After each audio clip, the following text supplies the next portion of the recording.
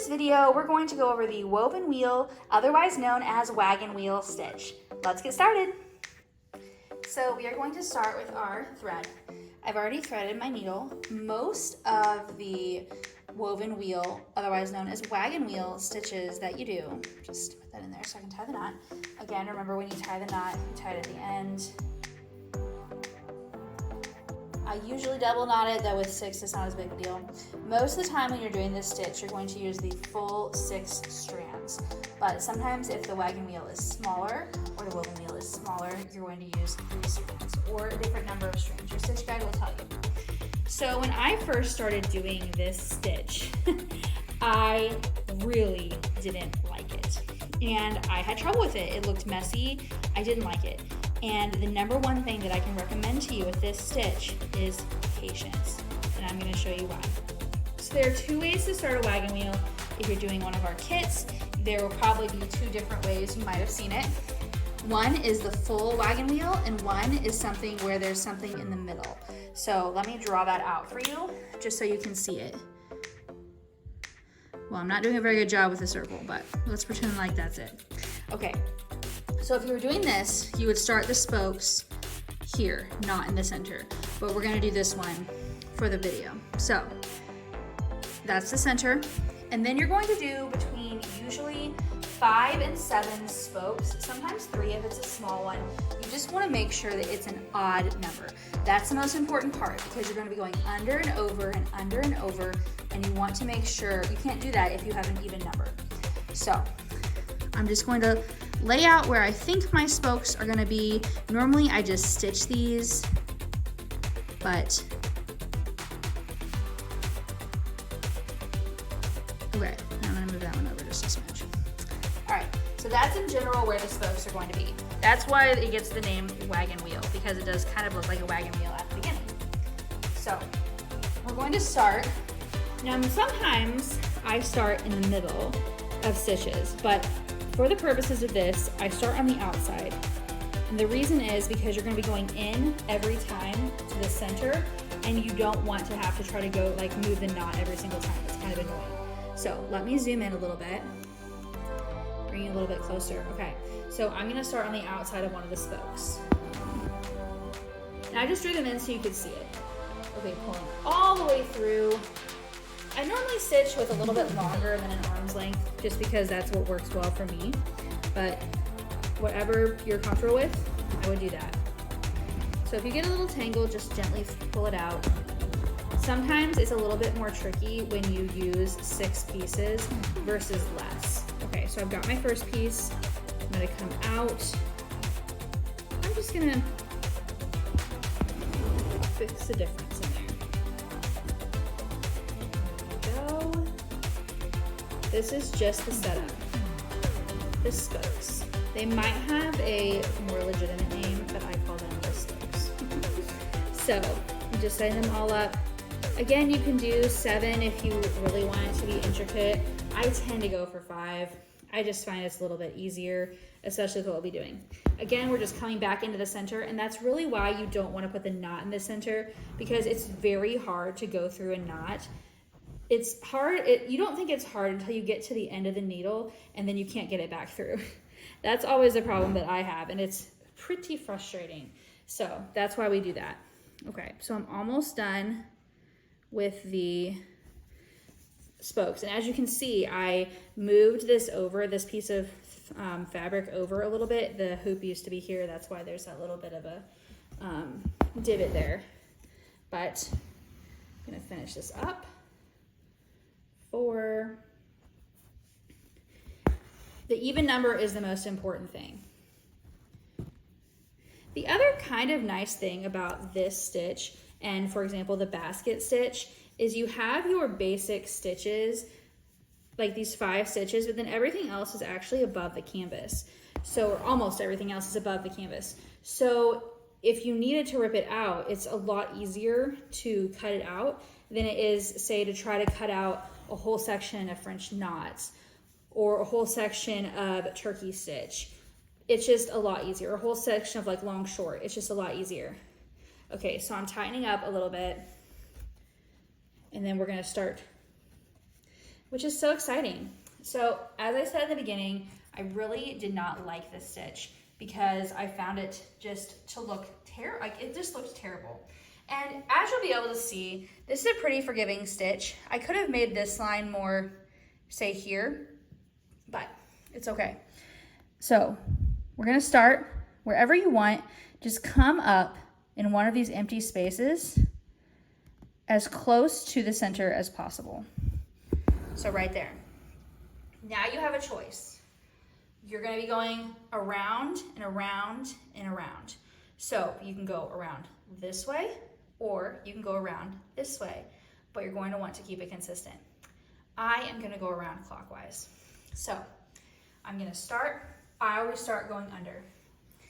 It's actually very similar to the basket stitch, but it's in a circle. So I'm gonna go under. This is where I ran into problems. You go under, over, under, over. And the reason why, the number one reason why I used to struggle with this stitch is that I wanted to do the whole thing and then pull it tight. And you just can't do that. It looks terrible. So I'm just gently pulling it up. Now I see I have this knot. So I'm going to just take my needle and gently, I put it through the center and just gently pull it apart. Okay, problem solved. Okay, now this one we're going over. So again, gently going under. And let's see. There we go, okay. Gently pulling through. Okay.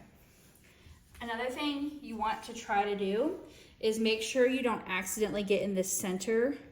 So say if I put it here, you can kind of see that my needle is under part of it. Whoa, that's like terrible. Under part of it and over part of it. So you want it to get completely underneath the thread. Otherwise, when you go to tighten it, it's not gonna go as tight as where you want it.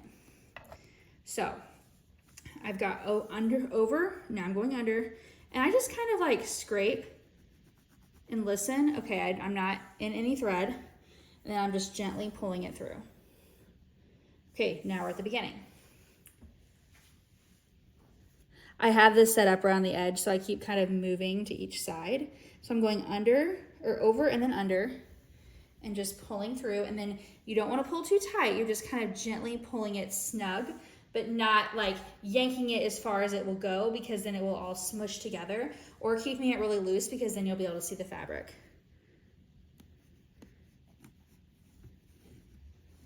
I'm going through. And then you can also kind of pull it the way it's supposed to go to just kind of help get the circle. Okay, so now we're going under here. There we go.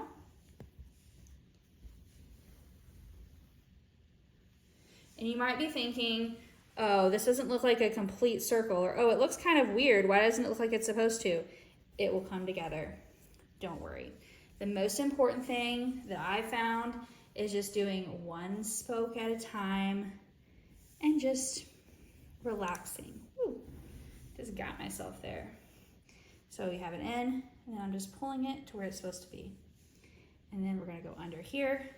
And see, this is why the even number is vital to the stitch, because if you have an odd, or the odd number, I'm sorry, is vital to the stitch, because if you have an even number, this one wouldn't exist, and then I'd go over here and see there's already one over. If you have to stop this stitch midway and you are wondering, oh, where am I supposed to start? You just look at the last time. I see that the last time I went around this way, it's under, so now I know I'm going over. So I'm gonna go under here, and I just kind of slide, gently pull, and then slide, gently pull. This stitch is really pretty for flowers. It can be really pretty for fill-ins, though that's not usually something that I use. It also is very pretty if you add a different color in the middle, or say if I stopped halfway and changed the color. So now you can kind of see that the effect we're going for is starting to appear, which is always fun, because sometimes when I start this stitch, I'm just thinking, why does that not look like I want it to look? And it really takes several rounds to get it to look right.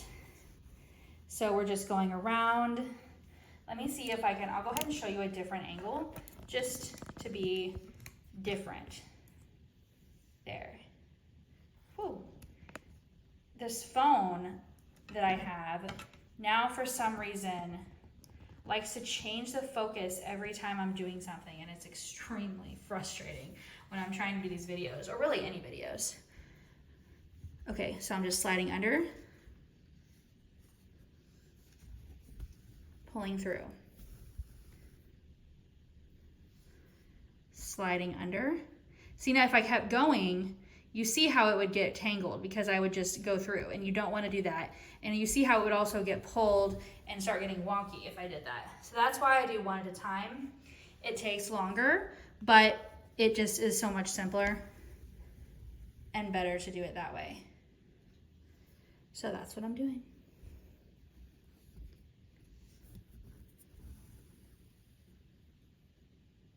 And as you can see on the back of this stitch, if I can get this thing, I've got it really tight. Maybe I'll just pull the thing around. You can, these are the only stitches that are in the back. So sometimes when I'm testing patterns, sometimes I'll decide I want to do something and I will do a whole area of French knots, and then I'll decide I want to change the color, and then I'll have to take it all out, and it's not fun. So if you were one like me where sometimes you stitch something and you're like, ooh, I don't really like the way that looked, you can just redo it. See, I accidentally pulled that too tight whenever I got stuck on my hoop stand. So most of the time you can just smooth it back out with your finger, but if you like say really pulled it too tight, you maybe just have to start it over, which is okay. Sometimes, you know, that happens. So another thing you can do if you have a really big woven wheel and you're like, oh man, this is taking forever, is you can use 12. So instead of just using 6, you would use like a full strand as they come. You could double it up and stitch that way, and then it would be fuller. It would have less, you know, you'd have to go around less time, so it'd be a little less detailed, but it would take a little bit less time if that's what you were looking for. I just find this stitch to be kind of fun. The biggest challenge I have with this stitch, and this is a challenge that you might have as well, is when you get to the end and say some of them are not, say one of the sides is done and you still have more space on the other one. And I will show you how to complete that as soon as I'm done with this. I'm trying to stitch a little bit faster because I know you guys have probably got the hang of it, but this really lends itself to being kind of a slower paced stitch. I guess the one upside of only having kind of weaving, if you will, in this stitch is that you don't have to hear my needle poking so loudly in every video. So that's nice. So I can tell I'm getting very close to the end, which is wonderful. This is just such a pretty stitch. I really did avoid it. The first time you're going to see this stitch kind of make an appearance, move over to this side. The first time you're going to see the stitch make an appearance in any of our kits is actually with the fall collection, because I don't have it in any of our kind of first, however many there are, 7 or 8 designs, just because I didn't like stitching with it, and I was afraid of it. I was just intimidated. I thought it was too hard. It wasn't something I enjoyed doing. And then when I stitched the fall, I just decided to give it a chance, try, see if I can figure it out. So I'm very happy to be filming this video. I conquered a fear of a stitch. And it really is just a beautiful, beautiful stitch. So I'm getting close to the end. You can kind of tell when you're getting close to the end. I also didn't draw a perfect circle. I will say I hand drew this circle. The circles and the stitch guides are all perfect circles, so that will help a little bit. Okay, so I'm getting very close. I can tell this end part, this one, I'm very close to being kind of at the end of my drawn circle. So I will show you what to do. Let's see if I can go around one more time. Yeah. So the thing that you're going to do on this is basically fake it. All right, there we go. So for this, I'm gonna go back around this way because I have more room over here and I can. So I'm gonna go back around here and then I'm gonna go in right here. And I'm gonna pull very loosely. Like it's taut, but it's not like a regular back stitch, but it's also, there's no slack.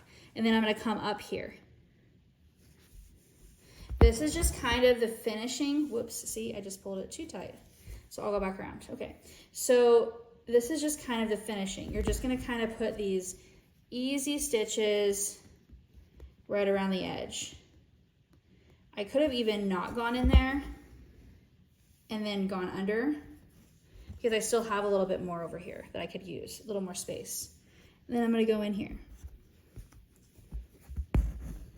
So you're just kind of finishing the wheel and kind of hacking it. If you don't get exactly close, like if you're not, you can see that I have a little bit more room, but it looks pretty even. I think I'm gonna do something right here because that just, there's a little bit of white space. That's what I'm trying to avoid there. And the reason why you want to keep it kind of loose is so it doesn't look straight. Okay, so this is what it looks like. Now, you don't have to feel like you have to go to the edge because remember, this will disappear when you put a hairdryer or an iron on it. So that will completely go away. And so then you'll just be left with a beautiful rosy looking design. And that is how you do the woven wheel. If you have any questions, make sure to send us an email or send me a direct message at Ellie and Grace on Instagram, and I will be happy to walk you through it and help you in any way I can.